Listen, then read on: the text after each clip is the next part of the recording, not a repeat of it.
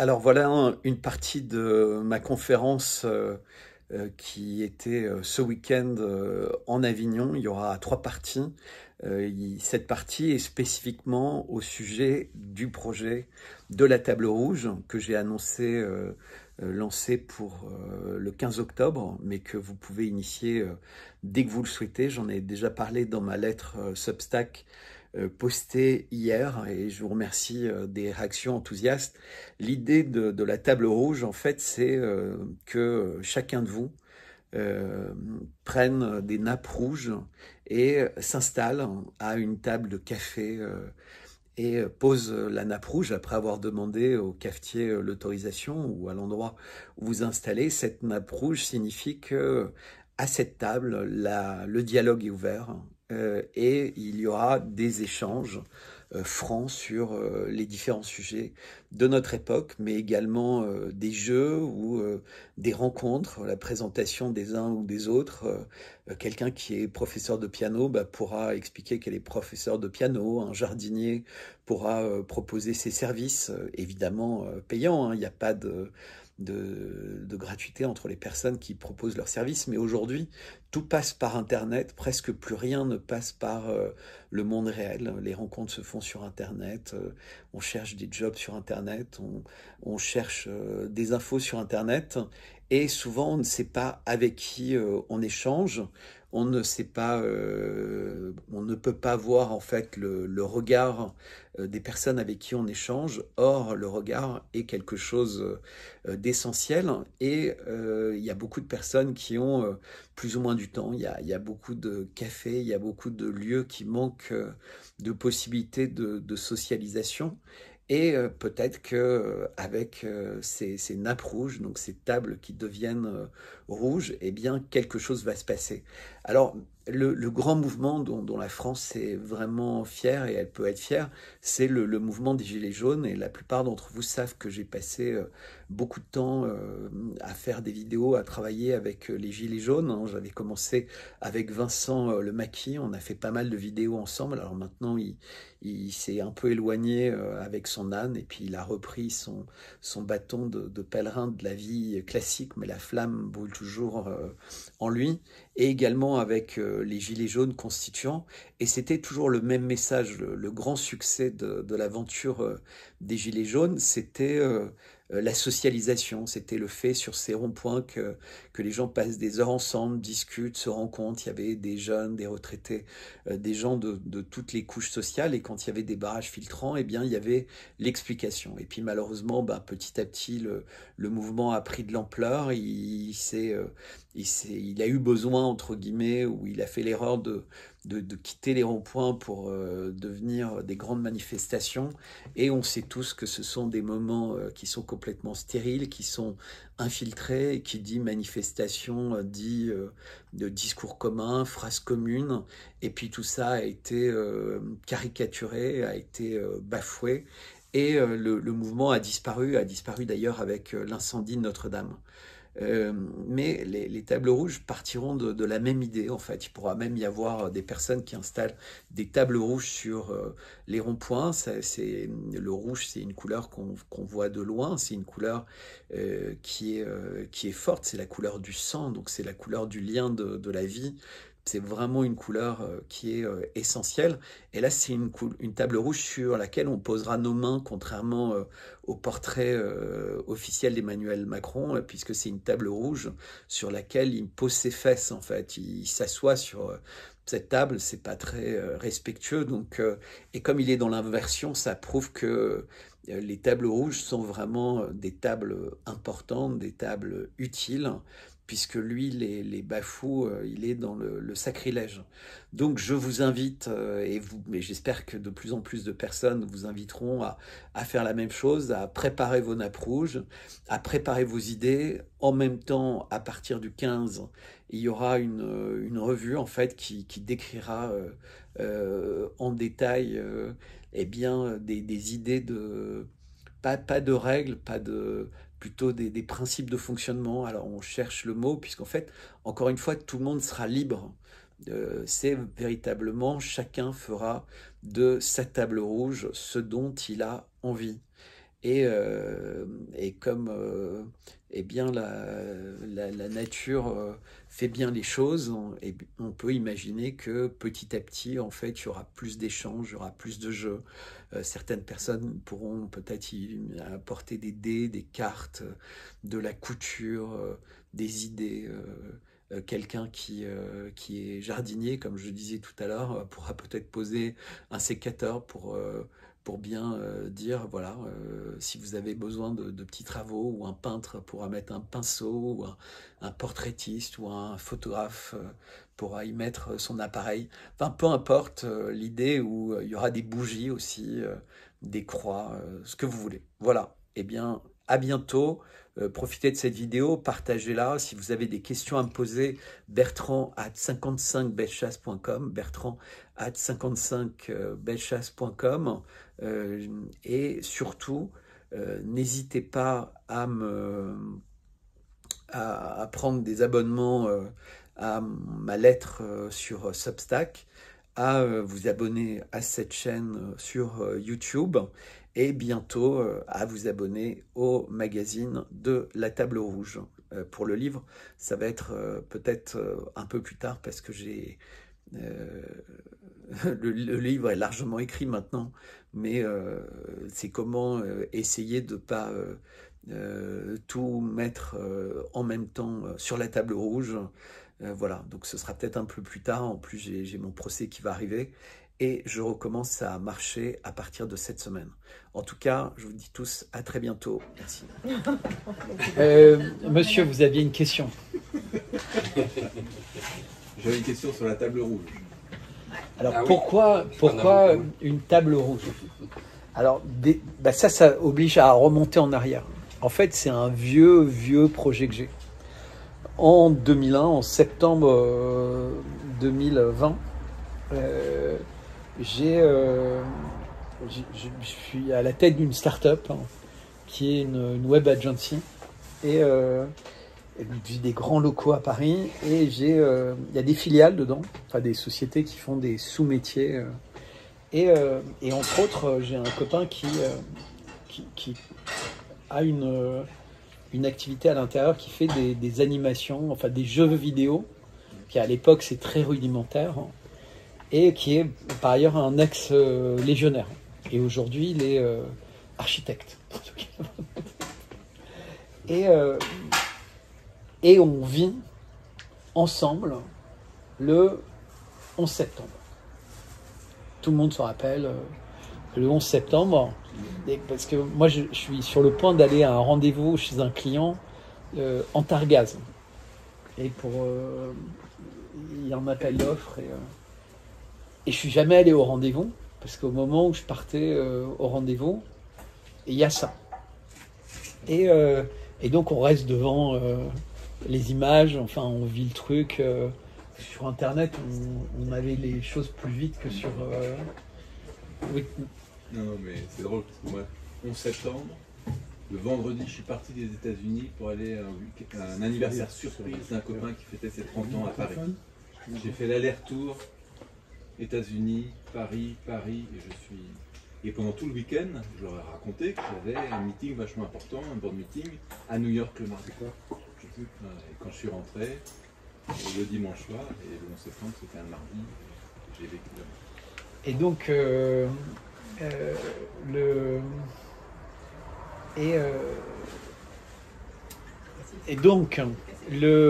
vais pas à ce rendez-vous, et là, il y a cette histoire de passeport qu'on vit en direct.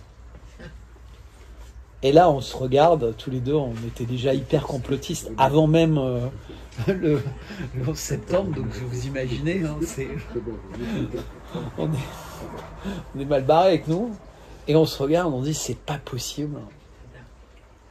Et ils ont fait ça, ils ont osé. Parce que l'idée que des passeports de terroristes aient atterri au milieu des cendres de tours qui se sont transformées en poussière, les terroristes étaient censés être dans le cockpit, etc., etc. Bon, il faut savoir que depuis, des passeports, ils en ont trouvé à peu près pour tous les attentats, même un attentat en Allemagne où 3 jours après, la police avait perdu la piste des criminels et ils ont découvert que juste sous le fauteuil, il avait laissé son passeport avec son adresse, machin. Et comme ça, ils ont retrouvé la piste. Charlie Hebdo, tout. Et donc, on se dit, lui, il dit, on va écrire un bouquin sur cette histoire-là. C'est-à-dire qu'on sent que ça va déclencher des choses. C'est évident, quand vous êtes un peu sur Internet à cette époque-là, c'est un peu le début d'Internet, mais il y a déjà des choses, c'est balbutiant. Et on se dit, on va avoir un clash de civilisation. Puis en plus, moi j'avais fait Sciences Po, donc Samuel Huntington et tout, c'était un peu mon bagage. Et on invente un concept de livre où, en fait, les grands de ce monde existent, se battent, 5 fantastiques, maléfiques, etc. Mais il y a aussi des personnes qui sont, entre guillemets, plus insignifiantes, mais qui vont avoir de l'importance. Et alors, ce qui est drôle, si vous vous rappelez à cette époque-là, mais il y a Kasparov qui est un grand champion d'échecs, mais qui veut faire de la politique. Donc c'est dans l'air du temps en fait.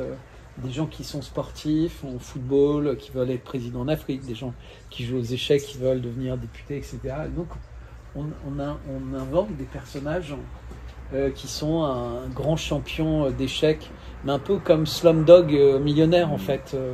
Celui qui est sorti d'une banlieue et qui découvre qu'il a un super talent, etc. Et en fait, il y a des gens qui savent qu'il y a des talents sur Terre, des gens qui ont et qui essaient de les récupérer, un peu comme Musk ou pour leurs intelligences artificielles. Donc il y a une chasse aux talents, des talents qui réfléchissent dans quel camp ils ont envie d'aller, etc. Et le livre s'appelle La Table Rouge. Et donc on bosse là-dessus. Et on avance. Et un jour, la voiture de ce copain dans laquelle était l'ordinateur portable, c'était lui qui tapait. Moi, j'aime bien écrire les trucs à la main. Et il y avait tout, et tout était volé, en fait. Les manuscrits, ce qu'il avait commencé à taper. À l'époque, on ne sauvegardait pas comme aujourd'hui. Il n'y avait pas... Et en fait, on s'est toujours dit qu'on allait recommencer. Puis on n'a jamais recommencé. On avait quasiment tout écrit, hein, mais on avait nulle part, on avait c'était le truc qui arrive pas, parce qu'en même temps il y avait le manuscrit, il y avait les copies tapées sur lesquelles il y avait les corrections, et il y avait l'original dans l'ordinateur, et on n'avait pas de copie en fait. Et donc le bouquin s'est pas fait, mais moi j'avais toujours en tête cette histoire que j'aimais bien. Et puis ça restait comme ça. Et quand j'ai eu ma galerie, longtemps après, j'ai organisé des dîners. Et en fait, quand vous faites un dîner un peu avec des gens qui ont des profils d'artistes, des gens qui sont des collectionneurs, des gens qui sont des invités, ce qui est compliqué, c'est de faire participer tout le monde. C'est-à-dire que tout le monde ait l'impression de faire partie du dîner, en fait. Les gens ne viennent pas juste manger, regarder des œuvres. Et en plus, la galerie était très longue, donc je faisais des longues tables où il y avait 40 personnes qui étaient le long sur une même table de banquet, en fait. Et alors, c'était des dîners aux bougies. Et il se trouve que... merci. Et donc j'avais eu un concept où j'annonçais un thème que j'envoyais aux invités quelques heures, quelques minutes avant la soirée, donc ils avaient un peu le temps pour y réfléchir.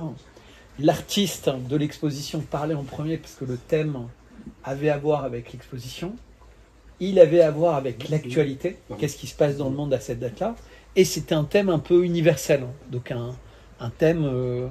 éternel entre guillemets, qui pouvait ramener à des thèmes classiques entre guillemets. Et comme il y avait ces 3 approches, tout le monde avait une manière de lire le thème qui lui était personnel. L'artiste, il voyait que ça avait à voir avec son exposition, donc il en parlait d'une certaine manière. D'autres et plus sensibles à la politique et en parlaient de façon politique, et d'autres qui étaient plus sensibles à la philosophie ou autre. Puis après, il y avait cette capacité de rassembler tout. Et donc le premier parlait, il désignait quelqu'un, c'était l'artiste, puis il désignait quelqu'un au hasard, qui parlait, qui désignait quelqu'un au hasard, et après ça faisait tout le tour, et moi je parlais en dernier. Et après, en fait, les gens avaient tous envie de parler entre eux. Parce que quand vous avez entendu quelqu'un parler avec son cœur, avec beaucoup d'émotion, de façon... ça brise la glace, en fait. Les gens ont envie de... Et donc, les gens, après, bougeaient, changeaient de place, se déplaçaient, parlaient, etc. Et les nappes étaient rouges. Mais c'était le hasard. Enfin, j'avais acheté... je trouvais que c'était approprié, parce que la galerie était toute blanche, le sol était blanc, les lampes... et les assiettes étaient blanches, tout était blanc, sauf les tableaux. Et la nappe n'était pas totalement rouge, c'est une nappe écrue rouge et blanc. Mais en fait, on voit que le rouge, en fait. La table était rouge. C'est les tables un peu bistrot. Mais en fait, tout le monde adorait cette nappe. À un moment, j'avais essayé les nappes blanches, ça ne marchait pas du tout, en fait. Parce que si on renverse un verre sur une nappe blanche, on est désolé, on est machin, alors que sur une nappe rouge, parce que dans des dîners comme ça, il y a toujours un verre qui est renversé, un machin. Donc en fait, ça évite tous les soucis, les nappes rouges. Et donc, j'avais toujours ça en tête. Et puis quand Macron, je fais l'analyse de la photo, je vois qu'il est assis sur une table rouge, mais rouge sang. Mais moi, le sang, ça ne me pose pas de problème, puisque le sang, c'est la vie, etc., etc. Et surtout, dans ma galerie, j'avais exposé un artiste qui était sénégalais et qui s'était posé toutes ces questions sur l'humanité, le racisme, etc. Et qui avait réalisé qu'en fait, le seul lien qui existait entre tous les humains, qui était exactement pareil pour nous tous, c'était notre sang, en fait.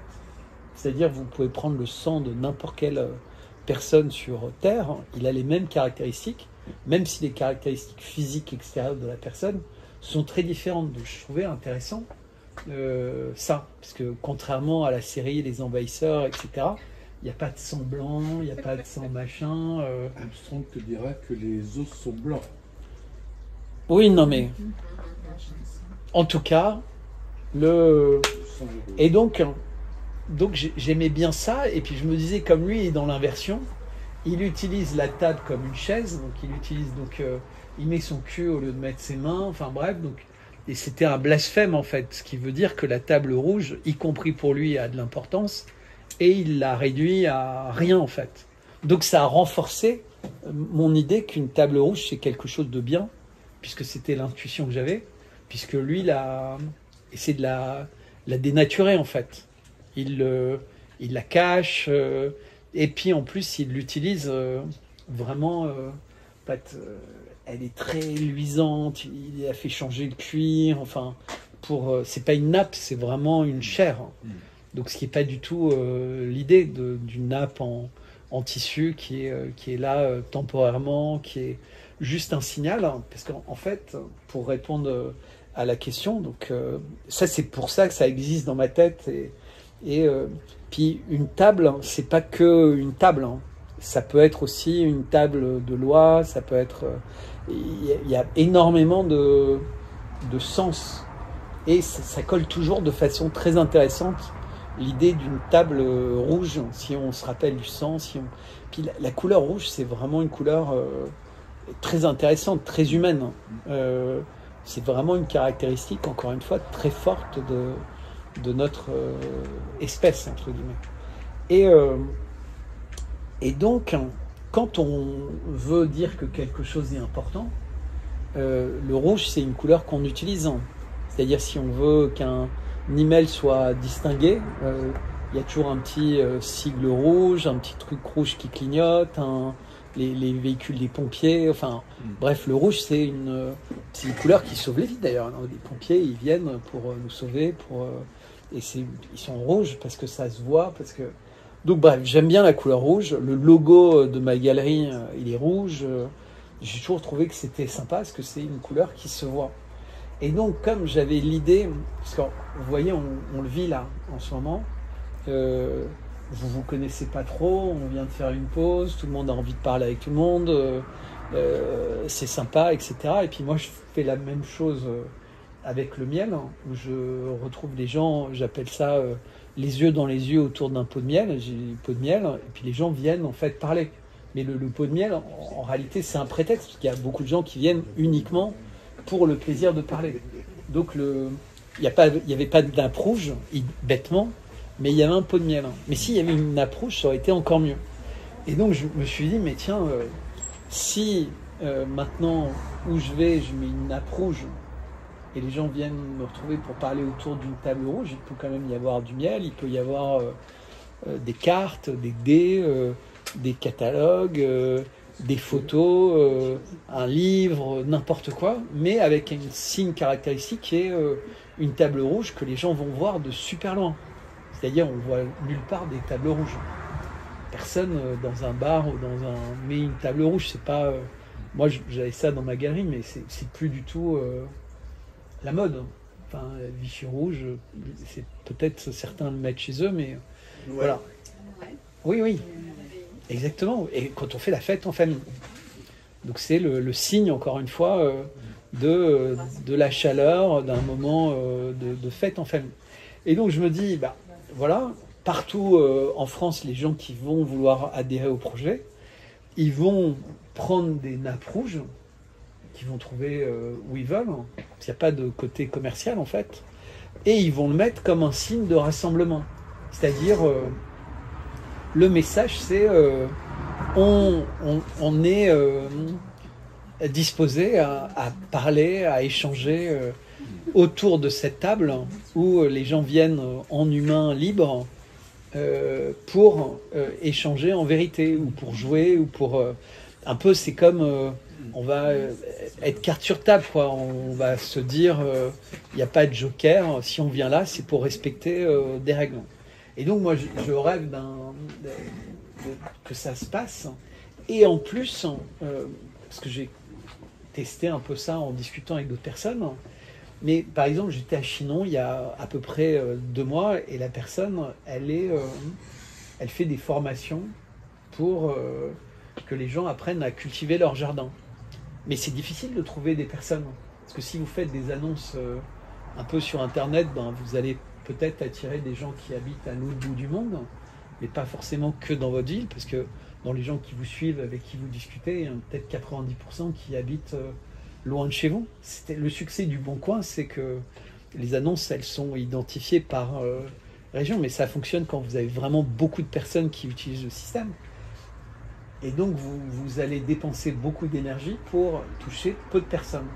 Alors que si vous mettez une nappe rouge à un endroit où vous allez boire un café et que vous posez votre sécateur et votre machin, bah peut-être qu'il y a des gens qui vont être curieux ou le patron du bar va dire mais c'est bien, vous faites ça. Et puis vous allez rencontrer plein de gens qui vont savoir qu'il y a cette dame qui est à telle date, là, vous devrez aller lui parler parce qu'elle fait ça, c'est intéressant. Ou une autre personne qui est prof de piano ou un retraité qui était prof d'anglais, etc.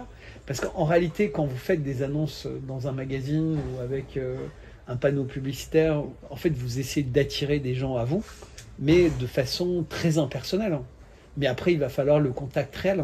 Est-ce que j'ai envie que mes enfants fassent du piano? Là, vous sautez toutes les étapes, en fait. Vous le faites, et vous faites confiance à la vie réelle. Est-ce que... tiens, mais vous ne savez pas ce que vous allez voir.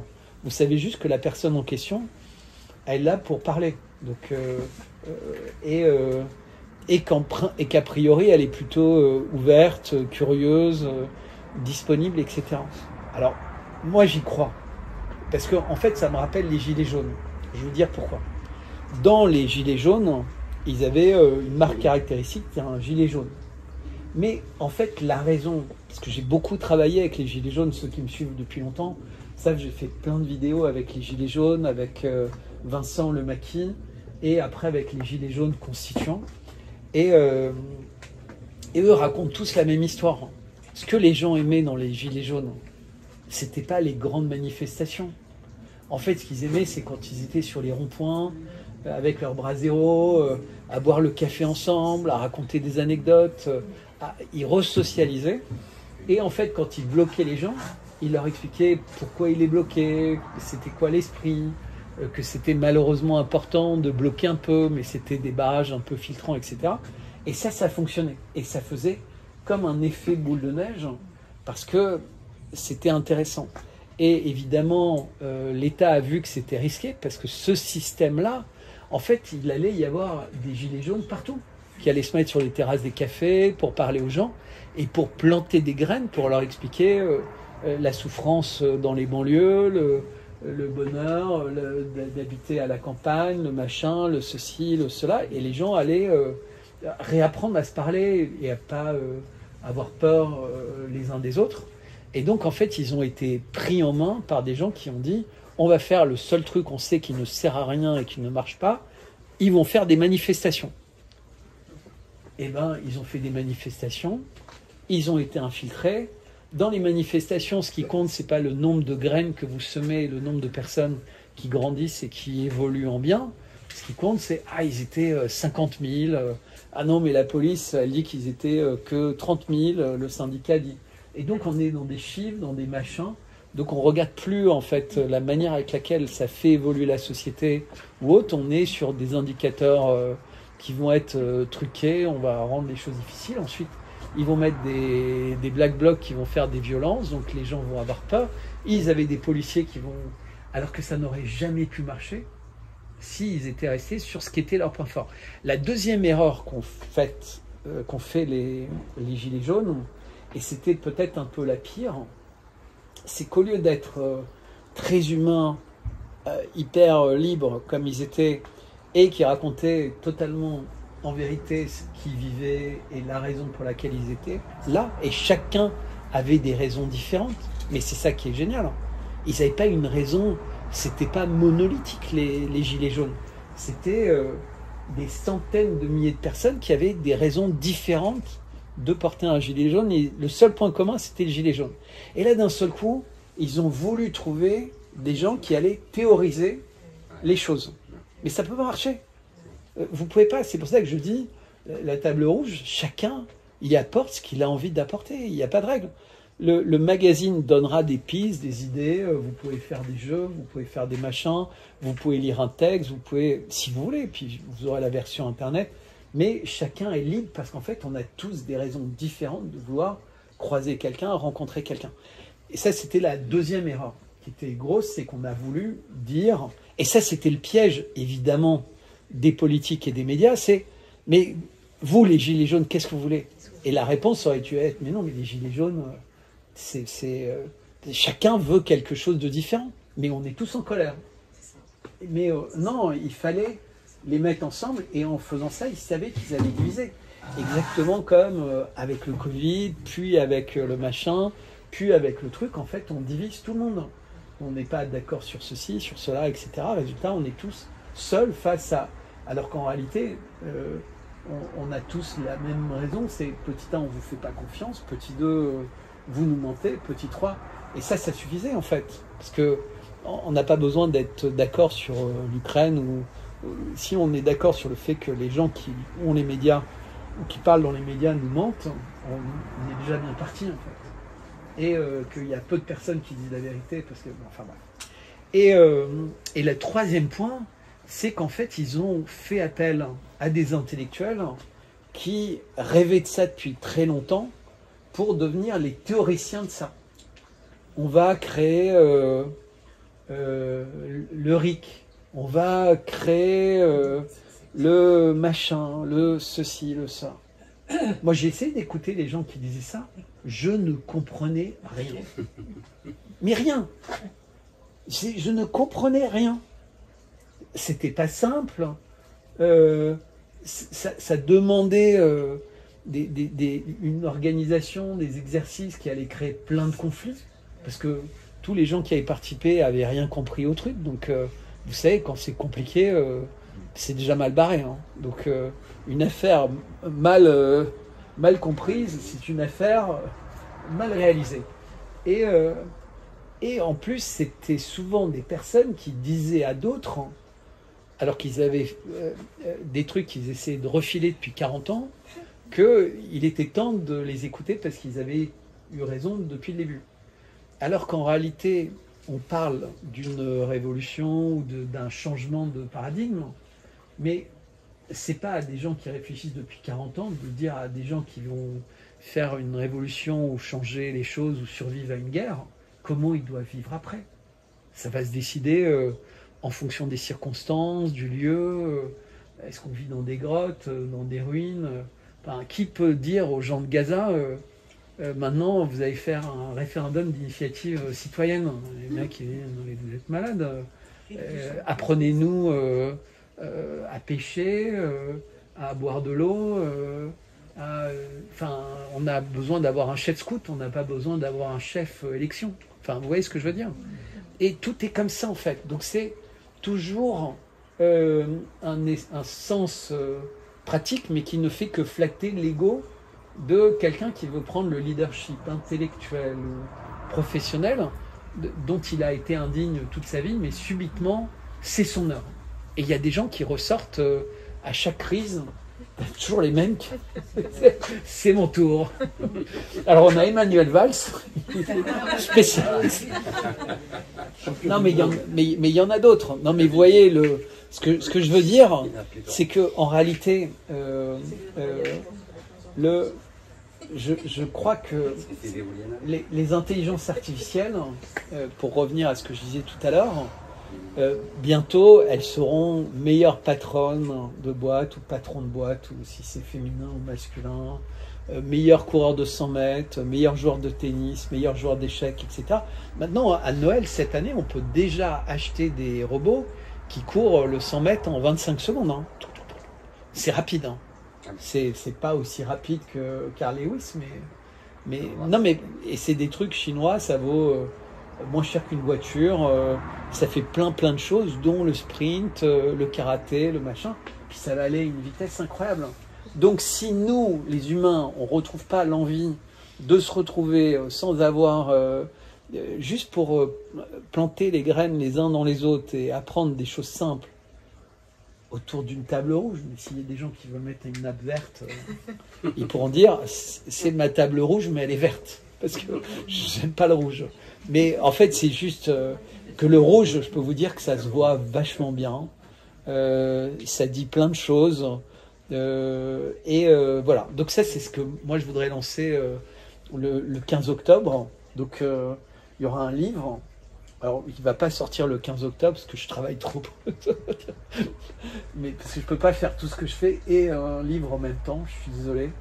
Donc, ceux qui veulent que le livre paraisse, je vous remercie pour ceux qui ont aidé, mais ça va prendre un peu plus de temps.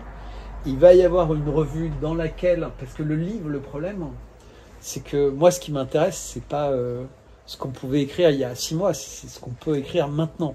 Donc, ça vit en même temps que la vie. Donc en fait, le livre, il paraîtra dans la revue. En fait, il paraît déjà dans les lettres.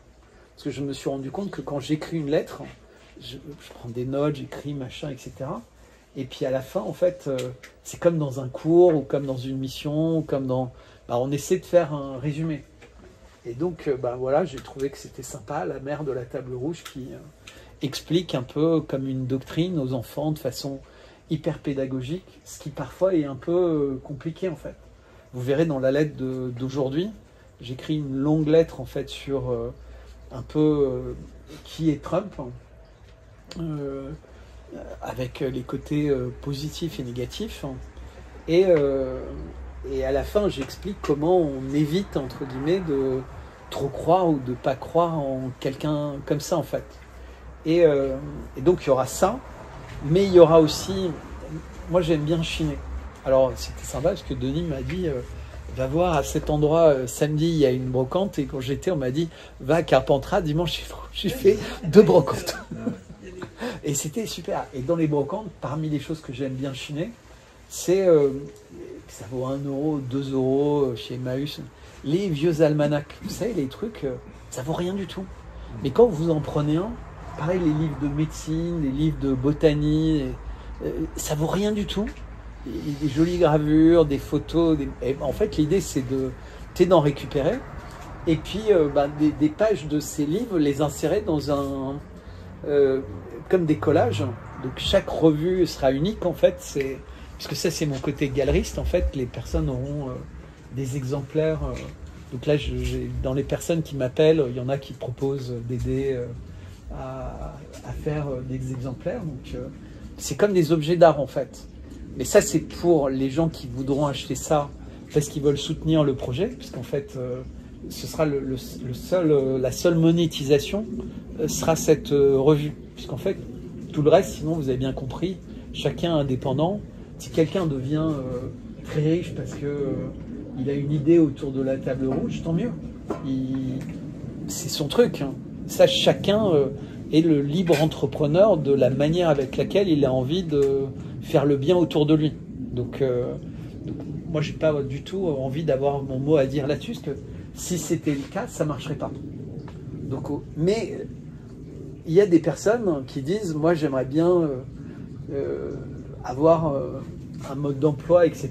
Et donc, dans le magazine, il y aura des idées de choses ludiques, un peu comme un Trivial Poursuite de la table rouge, avec des jeux sur la géopolitique, sur des dates importantes, sur des liens entre les choses, des citations de bouquins, enfin mais c'est simple en fait. Ça, franchement, je le fais souvent au milieu des lettres, et puis après, il y aura des enquêtes un peu comme un Colombo, et puis des personnes en fait qui suivent, me disent mais tiens, mais ça me donne des idées, on pourrait créer ça, etc. Donc tout ça va être intégré parce qu'il y aura des idées. En fait, il va y avoir des bonnes pratiques.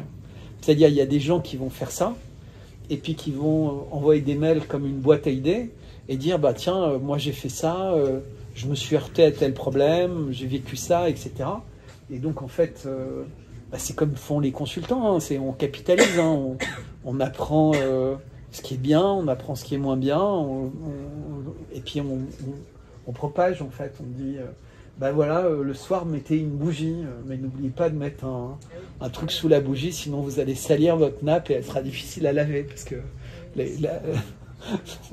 mais donc, et en fait tout ça va vivre, et donc voilà. Ton idée c'est de recréer du lien en fait. Oui, non, de dire aux gens vous pouvez le créer en utilisant une nappe rouge sur une table. Et par ailleurs, on peut vous proposer des outils pour, si vous n'avez pas d'inspiration au début, mais après l'inspiration, elle vient toute seule. Parce que je reviens toujours sur l'idée, combien de personnes ont des compétences. Par exemple, moi parfois je reçois un email, quelqu'un me dit, tiens, je t'envoie ça, on ne sait jamais, j'ai ma fille qui se lance dans le secrétariat à distance. Elle essaie de se développer là-dessus. Un peu comme... mais en fait, si sa fille, elle s'installait sur une nappe rouge et qu'elle disait peut-être qu'à 10 personnes dans la journée, même à 5, je cherche ça, et qu'elle le faisait pendant... Elle trouvera un job 10 fois plus vite que en espérant que par relation... parce qu'elle aura le courage de le faire, il y aura peut-être des gens qui vont tout de suite lui poser des questions, le relationnel va se créer. Alors qu'entre le CV que le père envoie à un copain, ou il y a la photo, et il se dit bon moi j'ai pas vraiment besoin, puis il va pas retrouver le mail après. Puis. En fait le monde réel il a toujours fonctionné comme ça. On a appris à croire qu'en fait avec Internet les choses se faisaient plus facilement et plus vite. Mais peut-être pour certaines choses, mais pour la réalité de la vie c'est pas vrai. Un prof de piano, s'il met sa table rouge près de l'endroit où il a son piano, il y a des chances qu'en 15 jours, il n'ait plus aucun créneau disponible. Et en plus, il va trouver des potes avec qui, ou une prof avec qui discuter de temps en temps. Et moi, j'y crois. Donc, je pense que ça peut fonctionner. Donc, comme je le crois, je vais le faire. Hein. Quand on pense qu'il y a 30 ans, il y avait quoi, 800 000 cafés en France, ouais. Il y a plus de 40 000. Ouais. Mais alors, justement, c'est ça qui est intéressant. C'est exactement ça. Et donc, tu commences par faire ça. Donc, le cafetier, évidemment, il est content parce que ça recrée, entre guillemets, une dynamique dans son café. Mais dans les petits villages. Tu vois, par exemple, j'ai parlé cet après-midi avec quelqu'un qui habite dans la Drôme. Elle s'appelle Corinne. Donc, si elle voit la vidéo, elle se reconnaîtra. Et donc, là, elle était au Puy du Fou. Donc, elle m'appelait parce que j'avais pris des rendez-vous de personnes qui voulaient parler, donc tac, tac, tac, alors des coachs, des consultants, tous les profils. Et elle fait du... en fait, sa spécialité, c'est la couture, donc elle recycle des vêtements, mais qu'elle enrichit avec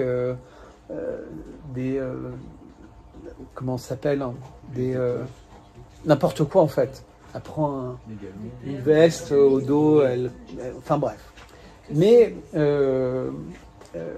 bon, en plus, elle a des problèmes de santé, donc il y a plein de jobs qu'elle ne peut pas faire, donc elle a besoin de faire un job comme ça. Mais surtout, en fait, elle vit dans un village où le café n'est pas tout le temps ouvert, même rarement. Peut-être il n'y aura plus de café bientôt. Mais les gens, en fait, se disent tous bonjour, ils socialisent, mais il n'y a pas vraiment genre de fête du village. Mais il y a beaucoup de contacts comme tu as dans ces villages, en fait. Mais tu n'as plus de café, tu n'as plus de...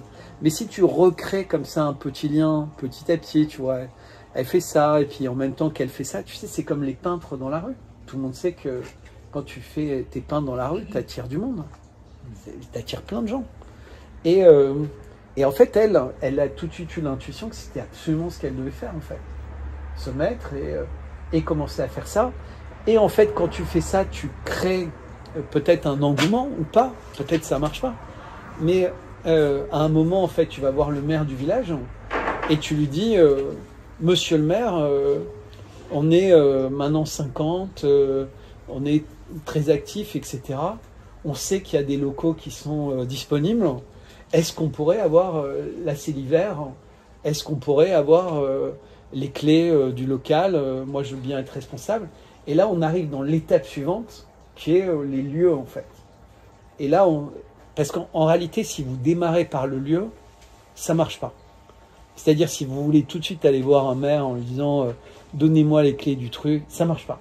Il faut que ça grandisse de façon organique.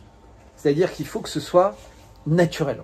C'est-à-dire, si c'est obligé, c'est-à-dire si vous avez un lieu et qu'il faut que ce soit un succès, ça va pas fonctionner. Vous allez forcer le truc, vous allez essayer d'obtenir quelque chose qui naturellement... Et voilà. Donc si vous avez une dynamique qui se crée, partout il y a des lieux. On voit bien les centres-villes sont des petits villages, mais même des grandes villes sont en train d'être complètement abandonnés. Mais là, on voit que ça pourrait redémarrer. Et puis petit à petit, il y a quelqu'un qui viendra avec sa machine à coudre une après-midi par semaine et les gens... Mais ce sera hyper naturel. Ce ne sera pas comme quelque chose de très... Et puis les gens se seront mis d'accord. C'est-à-dire... c'est la personne qui apporte, les autres diront je te donne 5 €, ou je te donne des œufs, ou je t'apporte des carottes ou des machins, et le truc va fonctionner en fait, je crois. Mais c'est même sûr, dans Bertrand, quand tu sors des frontières de la France, tu te rends compte. Quand tu vas dans des pays comme la Grèce et la Turquie, il y a encore des métiers, un métier à tisser. T'as pareil, pour les tapis, ils mettent des mois et des mois. Et toute la société fonctionne mal. Tu as l'impression d'être au ralenti dans ces pays-là, et tu as un lien qui est absolument formidable. Les gens parlent entre eux, les bistrots, les métiers comme ça sont pléthores. Et quand tu reviens en France, tu t'aperçois qu'en fait... Mais dans les villages, c'est en train de redémarrer. Voilà. C'est possible en fait. Oui. Mais ils ne veulent pas que ça ait lieu, puisqu'ils veulent nous mettre dans les grandes villes. Et c'est ce type de mouvement qui peut faire que ça fonctionne. Pour avoir fait les marchés, il y a quand même une question d'occupation de l'espace public. Il y a un certain nombre d'autorisations à avoir pour planter une table quelque part. Ah oui, mais là on le fait dans des bars, on demande au barman si on a le droit de mettre une nappe rouge.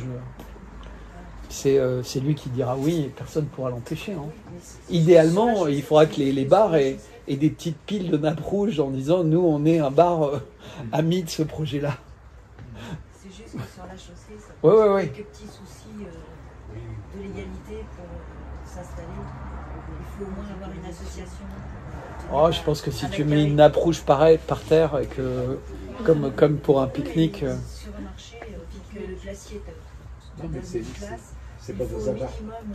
C'est pas commercial là. Mais c'est pas dans un marché, c'est dans un café. Dans un café, il y a plein de tables. Tu mets juste ta nappe et puis. Non, c'était juste par rapport à. C'était dehors.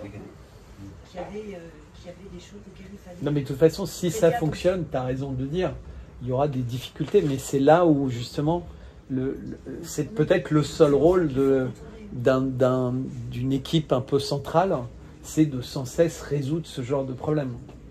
Mais l'idée, c'est de recréer le lien. Et dans une lettre récente que j'ai écrite, je racontais les livres de mon enfance, hein, par rapport aussi au sang. Et si vous vous rappelez, dans le livre Winnetou, moi ça m'avait marqué, en fait ils deviennent frères de sang. Ils se coupent, hein, et ils se donnent le sang en fait. Hein. Mais c'était très marquant. Parce que ça voulait dire beaucoup de choses. Mais c'est vraiment l'idée de le lien le plus intime qui peut exister entre deux personnes. C'est un lien qui est rouge en fait. Alors ça n'a rien à voir avec se mettre des tissus rouges kabbalistiques et tout. Ne cherchez pas à midi là où il n'est pas. C'est vraiment une nappe rouge. Et voilà. Il faut, par exemple, café, thé, eau pétillante, rosé. Est-ce que j'ai bien répondu, monsieur Denis, à votre question? Est-ce que vous avez envie un jour de mettre une nappe rouge quelque part? Je vois très bien dans quel village. Eh ben voilà. En Normandie, j'ai l'impression. Ou dans le Gard. Ouais, mais n'importe où. Mais ce qui est drôle en plus, c'est qu'il y aura des photos qui vont être prises et qui vont circuler, qui vont diffuser. Et ça peut... En fait, ça crée une curiosité. Si vous avez une nappe blanche sur une table, on va pas aller vers... ça paraît normal. Et si vous voyez une nappe rouge avec quelqu'un, puis en plus il y a une bougie, là vous allez quand même vous dire, c'est quoi? Et puis j'ai vaguement entendu parler d'un truc avec une table rouge. Puis ça peut aller très vite en fait. Vous avez déjà fait l'expérience? Non. Je suis très timide. Non, mais moi je commence le 15 octobre, parce que la date est importante. Le 15 octobre, c'est la Sainte Thérèse. Et j'ai trouvé que c'était intéressant comme date de départ. Donc je ne le ferai pas avant. Mais vous pouvez le faire avant. Mais moi je le ferai ce jour-là. Ben, d'abord, c'est un 15. Alors, j'aime bien le 15. Donc, je cherchais une sainte que j'aime bien, que ce soit un 15. Bah oui, mais... Et parce que c'est 3 x 5, par rapport à 18 qui est 3 x 6, par exemple. C'est mieux. Et ben non, mais j'ai rien contre 18. Hein. J'aime bien le 15. Et puis Sainte Thérèse, c'est une sainte très très particulière. C'est Sainte Thérèse d'Avila. Et je vous ai... Ouais. C'est pas la petite Thérèse. Non. C'est pas Sainte Thérèse, parce que c'est aussi au mois d'octobre ou novembre. Et bah là, c'est le 15 octobre. Sainte Thérèse d'Avila. Donc ça laisse du temps hein, pour avoir une jolie nappe, parce qu'il faut aussi écrire le premier catalogue, et puis l'envoyer aux gens qui se seront abonnés pour qu'ils l'aient avant le 15. Enfin bref, c'est tout un... Et le premier en plus, il va être tout petit, puisque c'est... alors je ne sais pas encore le mot exact, hein, mais c'est un peu la règle du jeu, mais qui est une règle indicative. Il n'y a pas de... il y a un objectif, c'est de recréer du lien, c'est que de réapprendre à s'approcher, etc.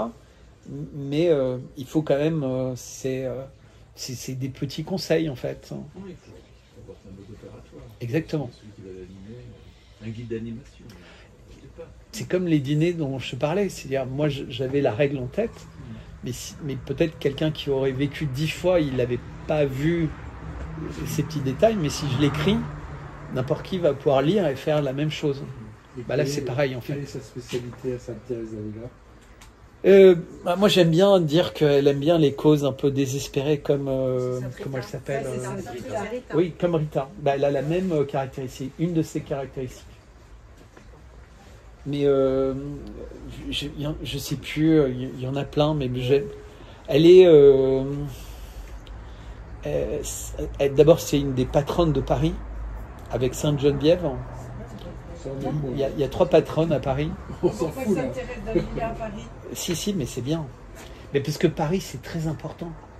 Mais Paris, C'est pas une cause perdue? Mais non, au contraire. Il faut que Paris, c'est le centre du monde, en fait. Le centre du monde spirituel. Et donc, sauver Paris, c'est sauver le monde. Mais réellement, je crois ça. Oui, tout à l'heure, excuse-moi, je ne sais pas si on a le droit d'intervenir sans poser de questions, mais moi il me semble qu'il y a un truc qui n'a pas été dit, c'est que les jeunes, ils ont emmerdé quand ils ont commencé à faire des barrages filtrants sur la route, sur les ronds-points. Et en fait, tant qu'ils laissaient libre, c'était très bien, et dès qu'ils ont commencé à filtrer les gens, à leur enlever leur liberté de circuler, c'est là où les gens ils ont commencé à avoir la rage. Je pense que c'est la première erreur mais elle n'a pas été dite tout à l'heure. Si, j'ai évoqué, parce qu'en fait, ils filtraient les gens, mais ils leur parlaient en leur expliquant pourquoi ils les filtraient, en fait.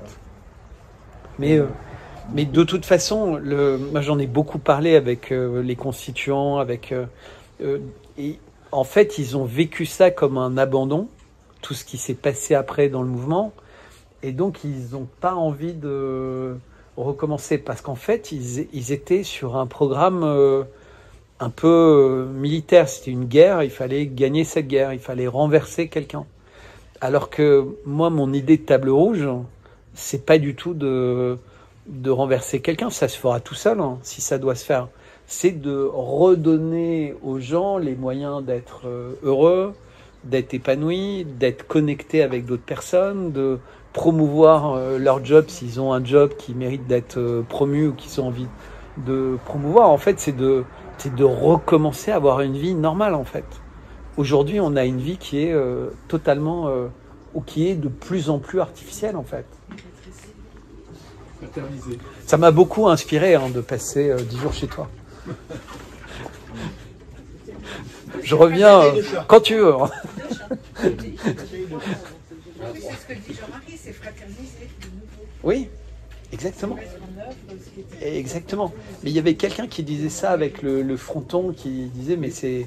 C'est la fraternité. Ouais. Et pourtant, quand les étrangers viennent en France, de temps en temps, si on leur pose la question, qu'est-ce qui est différent entre leur pays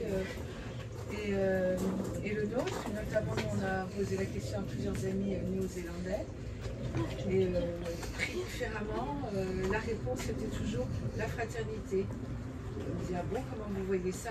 Oh là là, vous ne vous rendez pas compte, vous touchez, vous vous embrassez, vous vous asseyez devant les églises, devant les mairies, vous pique-niquez ensemble, vous mettez sur les fontaines.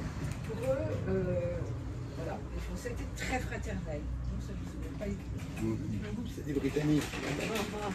Non, c'était des Néo-Zélandais. Oui. Bah, en plus, on a un président hyper tactile.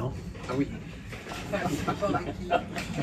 Et comment? Il faut être noir pour ça. Même le pape, il le caresse. Bon, d'autres questions? Parce que là, ça a été une question... Oui, moi je disais, bon, on fait quoi maintenant? Voilà. Qu'est-ce qu'on fait maintenant? Bon, à part la nappe rouge. Mais c'est déjà un bon début. Oui. Et on fait quoi? Parce que le problème, c'est qu'on revient exactement, c'est la même chose que les gilets jaunes. Est-ce que l'objectif, rappelez-vous ce que j'ai dit pour l'intelligence artificielle, pour avoir une intelligence artificielle qui permet ne pose aucun risque pour l'humanité, il faut qu'elle cherche les mystères de l'humanité, qu'elle s'informe de tout, qu'elle essaie en permanence de chercher la vérité et qu'elle se remette en question tout le temps. Ça fonctionne. Mais c'est la même règle pour nous. Donc, faire la guerre ou faire la révolution, ça ne sert à rien. Ce qui sert, c'est d'être autour d'une table et de grandir, sans limite, sans trop de règles, sans trop de machin. Et déjà, si on fait ça, franchement, ce sera top. Non, mais je ne sais pas si on a le droit de parler pendant que tu enregistres. Interdit. Mais en gros, pour répondre à ta question aussi, Denis, tout à l'heure, quand tu as dit, je ne sais pas la question que tu avais posée sur comment rentrer en contact avec les gens de sa famille qui ne veulent pas comprendre tout et tout. Et en fait, moi du coup, je me dis qu'il ne faut peut-être pas chercher à convaincre les gens. Juste, moi j'ai toujours l'exemple du clochard. Une fois, je discute avec un clochard et les gens ils me disent Moi, ce qui me fait le plus de mal, c'est pas qu'ils me donnent pas d'argent, mais c'est qu'ils me regardent pas. Et en fait, ils préféraient un sourire ou un clin d'œil ou lui dire désolé, j'ai pas d'argent. Mais tu vois que les gens, enfin le clochard, il préfère ça quelque part. Nous, on est tous des clochards en puissance, entre guillemets, dans le sens où il me semble bien qu'on a plus besoin de se parler simplement quand tu vas acheter ton pain, tu vois, et que tu vois un gars dans la rue, tu lui fais un sourire ou juste. À mon avis, c'est l'ancêtre des gilets jaunes, du rond-point et de la table rouge, c'est simplement de parler à son voisin. Voilà. Sans parler des jeudis bonjour quand on arrive. Mais la table, en plus, enfin, on s'en rend bien compte. Tous les matins, c'est vachement. Je suis d'accord avec toi. En fait, ce qui est compliqué, c'est de pas réussir à avoir une interaction sur certains sujets avec des gens qu'on aime. Oui, c'est parce qu'on cherche parfois à convaincre. Des proches. En temps, on passe des moments ensemble, mais on parle de rien en fait. C'est juste. Mais c'est ça l'idée justement du magazine, qui devient un objet un peu... C'est que, par exemple, il y a des pages que je dis, tous les magazines seront différents, parce que, par exemple, quand tu as un almanach, il a 365 pages de jour, mais il a aussi des pages de pub, des pages... Bon, bah, je ne sais pas qui aura quelle page, mais dans chacun, en fait, il y aura quelque chose à raconter qui sera différent. Mais tiens, on dira, bah tiens... on ouvre ça. J'étais pendant quelques années avec une Iranienne. Et les Iraniens, en fait, ils sont pas... ils sont zoroastriens. C'est Also, Sprach, Zarathustra. Mais ils ne partent pas avec les statues. Je ne les ai pas encore présentées. Elles seront sur une table rouge bientôt. Okay. Regardez. Normalement, je voulais y aller, puisque il est 11h déjà. Ah, ok. Pour ça, mais je pensais pas que ça allait durer aussi longtemps. Et... Okay. Qu'est-ce que... 10 minutes avant la pause. Allez, ça va, c'est bon. Je vais passer mon coup de fil. Je vais passer mon coup de fil. Désolé d'avoir ramené ma fraise. Je vais passer mon coup de fil. Et donc, la religion, elle était très simple. Elle était basée sur 3 principes. Avant la religion musulmane, vous savez, c'est le sigle avec un personnage avec des ailes que vous voyez, qu'ont pas mal d'Iraniens en fait. C'est comme un dieu mythique. Mais bon, c'est j'ai de belles pensées, j'ai de belles paroles et j'ai de belles actions. Alors après, c'est quoi la notion de beau, c'est de bien, mais l'idée c'est forcé de bien penser, c'est forcé d'avoir des paroles qui ne dépassent pas les pensées et d'avoir des actes qui ne dépassent pas les paroles. Et en fait, ils peuvent tout ramener à ça. C'est-à-dire tout ce qu'on fait dans la vie, on peut le réorganiser autour de ces idées. Mais leur livre de chevet, avant de devenir musulman, c'était des livres de poésie en fait. Et il y avait quelqu'un de très connu, c'est Omar Khayyam. Et donc c'est des phrases, mais comme les phrases du Coran, qui invitent à la méditation. Mais sauf que le Coran, c'est peut-être parfois plus pratique, entre guillemets, et là c'est très poétique. Et donc ce que font les Iraniens quand ils font leur soirée, et par rapport aux échanges, la question que posait Denis, bah, ils prennent en fait ce livre, ils ouvrent au hasard, ils mettent le doigt quelque part, et ils vont lire les phrases qui entourent, les versets qui entourent. Et ils vont discuter de ça, et ils vont en parler, et ils vont échanger là-dessus. Et en fait, ça brise la glace. Parce qu'en fait, on démarre sur quelque chose comme ça, qui est un espèce de bien universel à la communauté iranienne. Mais à partir de là, il va y avoir une conversation qui va durer jusqu'à 3 heures du matin. Parce qu'en fait, cette phrase, et les phrases telles qu'elle ouvre 1000 perspectives. Et c'est l'idée, en fait. C'est l'idée d'avoir dans la revue des phrases, des questions, des choses qui sont dans l'imaginaire collectif. Évidemment, la phrase de Macron, la bête de l'événement est là, elle arrive. C'est intéressant comme sujet. C'est-à-dire avoir tout le temps dans son téléphone les 30 secondes où Macron dit ça, et dire, écoute, moi j'aimerais bien qu'on discute de ça ensemble. Je voudrais vraiment qu'on prenne un quart d'heure. Non, mais au moment où tu as dit ça, l'autre t'écoute plus. C'est ça que tu dis. Mais non, mais parce que mais il t'écoute plus. Mais sauf que si tu as la vidéo et que tu lui montres, et tu dis, ce serait quand même... Bah, non, mais c'est pas grave, il n'y a pas besoin... Tu sais, on ne fait pas boire un âne. Hein. Et si l'âne ne veut pas boire, tu ne vas pas lui faire boire. Hein. Si l'autre ne veut pas t'ouvrir un espace de parole, c'est pas important. Ben voilà, tu repars avec ta vidéo. Mais il y aura peut-être d'autres sujets. Oui, c'est ça. Tu diras là-dessus, et puis à un moment, ce sujet pourra revenir, peut-être parce que lui posera la question, parce qu'à force de voir, c'est pas grave. Hein. De toute façon, on va pas se battre, hein, parce que justement, on fait ça pour éviter de se battre. Donc, si la personne ne veut pas faire ça, mais ça t'empêche pas d'aimer cette personne, parce que c'est ton frère, tu vas pouvoir trouver d'autres moyens d'arriver à ça. Moi, parfois, les gens me disent, mais si t'écrivais pas comme ça, t'aurais plus de monde. Mais je les emmerde. Non, mais franchement. Mais si. Tes frères t'écoutent ou pas? Mais non, j'écoute pas. Non, mais tes frères. Non. Ils t'écoutent? Non, non. Donc non. On en est au même point. Non. On est tous dans des groupes, avec des amis ou des familles, avec lesquels on est depuis des mois, des années ou depuis l'infini. Et où, à part une connexion du cœur, il ne se passe rien dans le réel de l'échange de nos pensées, parce qu'il n'y a pas d'espace de parole ouvert pour les gens comme nous. Eh bien, c'est pour ça qu'il y a la table rouge. Et l'idée, c'est que, par exemple, là, je réagis du tac au tac, hein, mais c'est dans les familles, eh bien, il y a un moment où on met une nappe rouge et on dit, voilà, c'est le moment de la table rouge. On se donne une demi-heure pour, voilà. Et pendant une demi-heure, on est tous autour et on parle. Et puis petit à petit, on y passera 1 heure, 2 heures, 3 heures ou 0 minutes. Ça n'est pas obligé de fonctionner. Je pense que la table rouge va commencer avec de l'extérieur à nos familles, nos relations, etc. plutôt qu'avec nos proches. Mais ça viendra tout seul. Hein. C'est pas très important de toute façon. Moi, quand je fais cette vidéo, je vais mettre en ligne. Le truc, peut-être il va partir, peut-être pas, mais ça n'a aucune importance. Puisqu'en réalité, moi, j'ai un job, je fais un métier de journaliste citoyen, etc., etc. Ça, c'est mon job. Je pourrais faire d'autres choses, mais ça, c'est une idée que je donne, quoi. Que chacun en fait ce qu'il veut.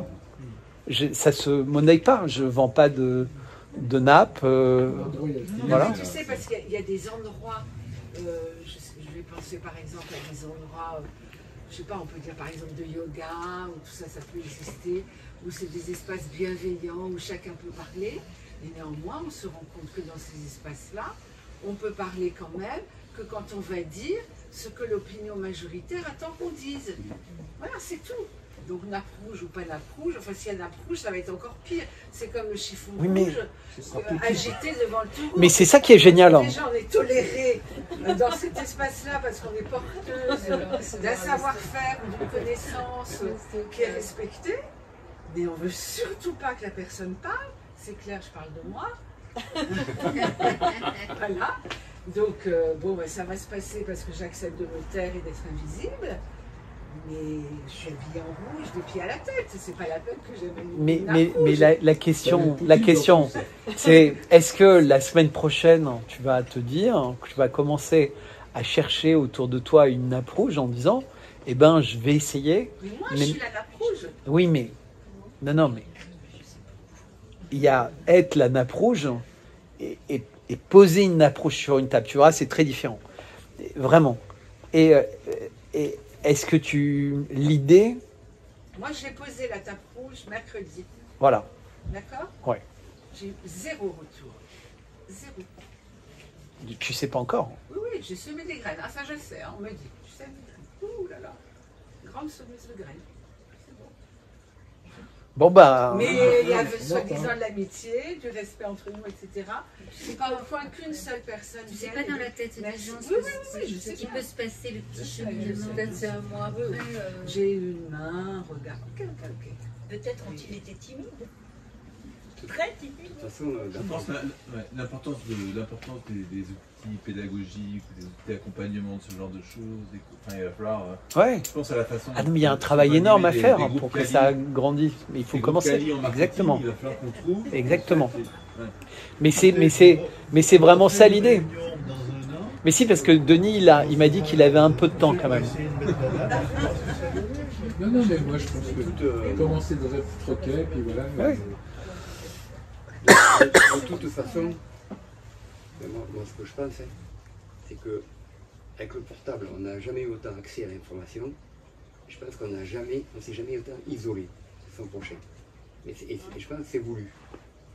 Donc en fait, je pense que l'idée c'est de prendre le contre-pied. Moi je pense qu'il faut toujours aller dans l'excès inverse. Donc je pense que toutes les idées qui vont au contraire aller dans le sens inverse et redonner du lien aux gens sont toutes bonnes parce qu'elles prennent toutes le contre-pied de cette individualisation par les réseaux sociaux, contrairement à ce qu'on croit. Pas le tien, Bertrand. Non, mais dans les bars, les gens, ils ont leur téléphone et leur verre et ils sont tout seuls. À la plage aussi. Mais oui. Mais oui. À la plage aussi, ils sont tous seuls. Alors, c'est affreux. C'est affreux. Et au restaurant. Mais oui, ils sont avec leur mais de téléphone. partout. Partout.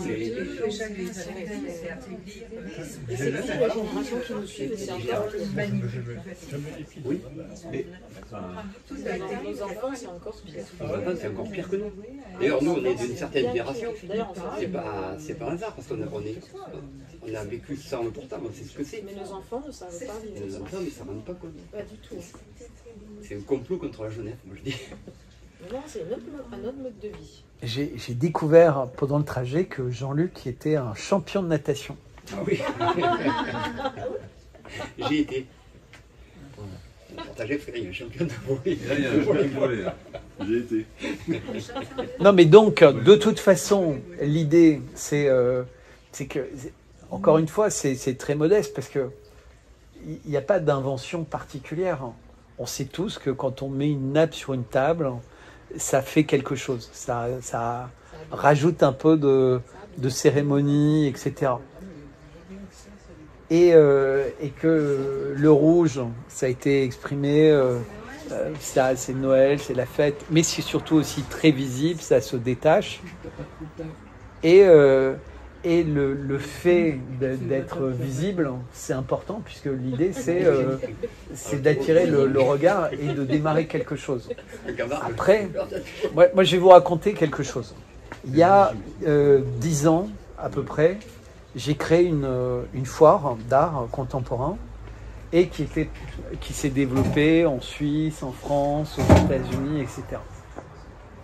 Et en Suisse, c'est très compliqué, c'est très cher de faire de la pub, c'est très cher de se faire connaître, enfin, et donc d'attirer des gens à votre foire, c'est vachement compliqué. Alors c'est faisable d'avoir des partenariats avec des radios, des choses comme ça, qui vont offrir des places, mais même là-bas, il y a une grande inertie. C'est-à-dire même les petites radios, elles utilisent des process et tout, enfin, elles ont des actionnaires, enfin, rien ne se décide en quelques semaines, il faut des mois pour que ce soit validé, et il faut vraiment qu'ils valident toutes les étapes, en fait, même, bref. Et donc, il fallait trouver des astuces pour communiquer. Et moi, je ne sais pas pourquoi, à l'époque, j'avais un truc qui je trouvais génial, c'était les hugs. Ah oui, parce qu'en Suisse, on n'a pas le droit à Bâle, on ne peut pas aller vers les gens et leur donner des flyers. Il faut qu'ils viennent vers vous pour le prendre. Donc vous ne pouvez pas démarcher les gens, il faut qu'ils viennent, vous posez les questions et vous leur donnez un flyer. En fait, c'est interdit. Ah, mais si vous faites prendre à harceler les gens comme ça, c'est des grosses amendes, et puis les Suisses sont vachement sérieux avec ça. Et donc, j'avais fait faire des t-shirts. On avait recruté des étudiants, j'ai fait faire des t-shirts et il y avait marqué « Free Hug ».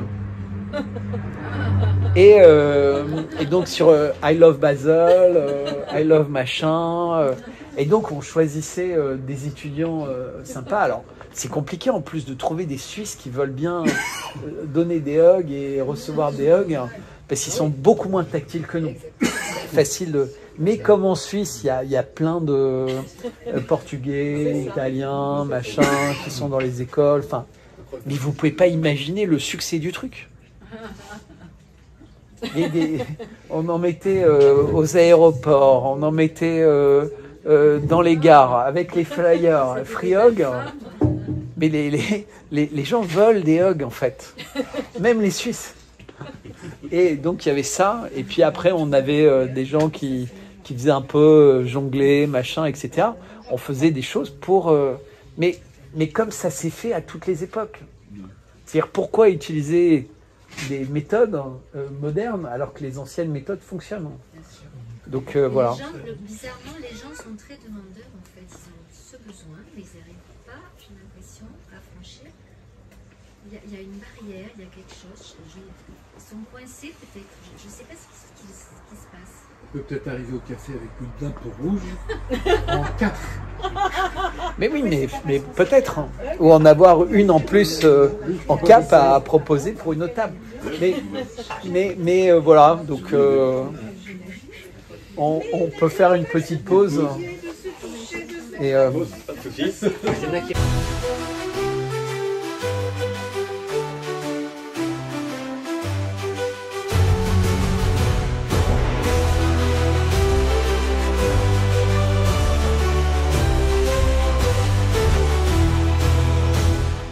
loud and more loud, the crowd will swell, the people shouts responding well, o'er the land in glad news tell. From sea to sea, from pole to pole, the echoes of that bell shall roll, when freedom comes through every soul. Ring, ring, exclaims the watching boy, the bell responds with notes of joy. Freedom's proclaimed in sweet and low.